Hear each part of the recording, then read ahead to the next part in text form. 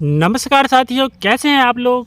बहुत बहुत स्वागत है आपका अपना चैनल टीच फॉर टारगेट में, जहां हम बिहार के करंट के बारे में, जो अभी क्या चल रहा है उसके बारे में हम जानते हैं। जो कि आप लोग जानते हैं कि बीपीएससी में जो एग्ज़ाम पूछेगा वो बिहार से रिलेटेड अधिक मात्रा में प्रश्न रहेंगे, इसलिए उसे जानना हमें बहुत ही ज़रूरी है।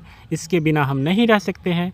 तो हम कुछ आज छोटे छोटे टॉपिक है और बिहार सरकार के द्वारा जो योजनाएं हैं और केंद्र सरकार में उसकी क्या भूमिका है, इस सब के बारे में हम जानने का प्रयास करते हैं।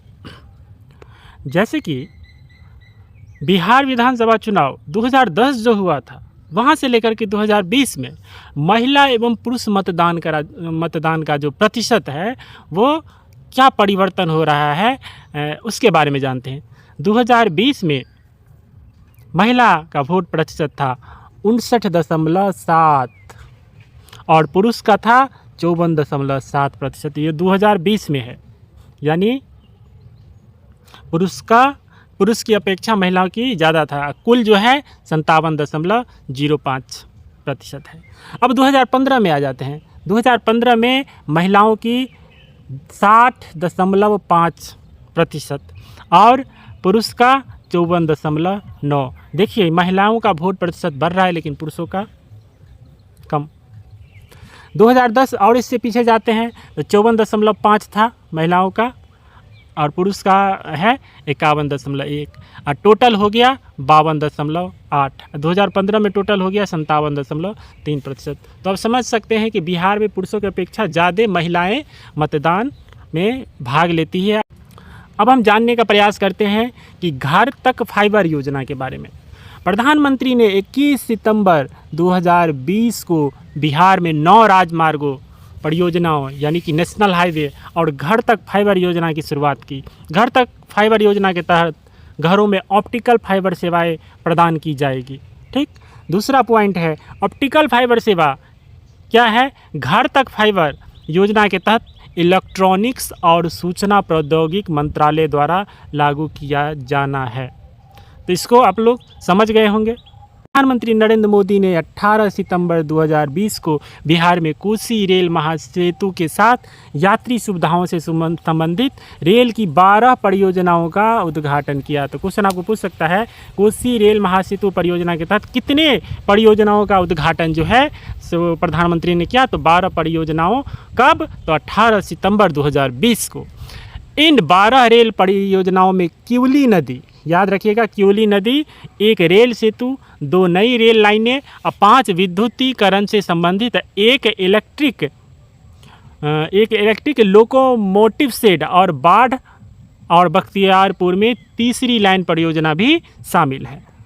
यह जो रेल सेतु है भारत और नेपाल का जो बॉर्डर एरिया के लिए भी बेहद अहम है। इस रेल मार्ग के जरिए मिथिला क्षेत्र तक सीधा संपर्क उत्तर पूर्व के राज्यों से हो जाएगा। संजीवन ऐप के तहत 1 अगस्त 2020 को बिहार के स्वास्थ्य विभाग ने संजीवन नामक मोबाइल ऐप लॉन्च किया। यह ऐप राज्य के नागरिकों को कोरोना वायरस कोविड-19 के प्रबंधन से संबंधित नियमित जानकारी प्रदान करने के साथ साथ कोविड-19 परीक्षणों हेतु पंजीकरण हेतु था। यानी कि कोविड-19 को तो आप लोग नहीं भूल सकते हैं, क्योंकि जिस तरह की महामारी आई थी पूरे विश्व को हिला दिया। गलवान घाटी में सैन्य संघर्ष हुआ था, उसके बारे में 15 जून 2020 की रात उत्तर लद्दाख के गलवान घाटी क्षेत्र में वास्तविक नियंत्रण रेखा LAC पर भारतीय और चीनी सैनिक की हिंसक झड़प में 20 भारतीय सैनिक शहीद हो गए थे, जो कि बहुत दुखद था।